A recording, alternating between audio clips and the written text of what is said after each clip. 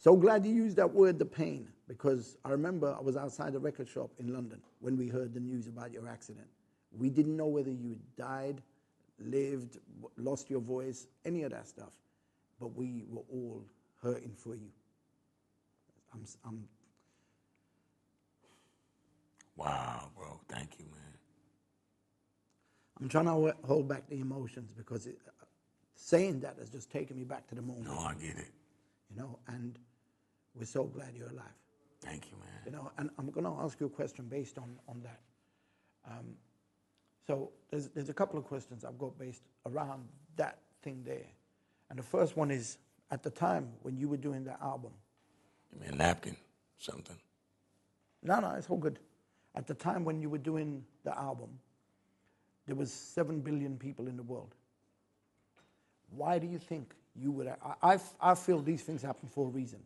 Why do you think you were that guy that ended up in Dr. Dre's trajectory and became that guy? Well, I can say this. Because I think you added something to what they were doing that right. blew everything up. You damn right. Right. So I said this earlier. They had found a key. They were still missing the formula. They had found a master key. When they made Boys in the Hood, they found a master key, right? But then they made Gangsta Gangsta, and then there was another one of those songs, but they were all essentially the same record, you know. Boys in the Hood and Gangsta Gangsta is the same record.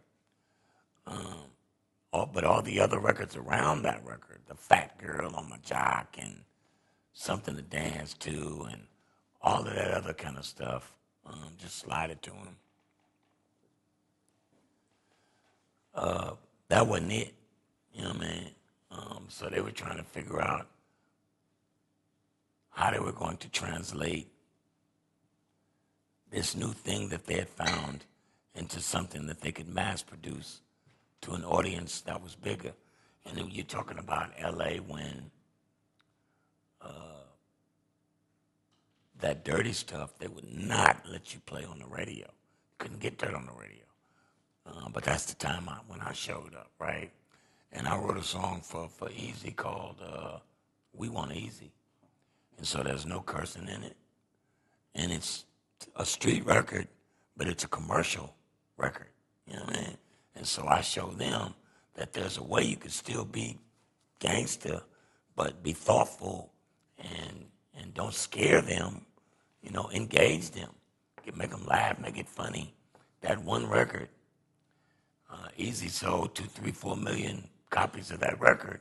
He only had one single, that record. That gave it, I mean, that was the moment.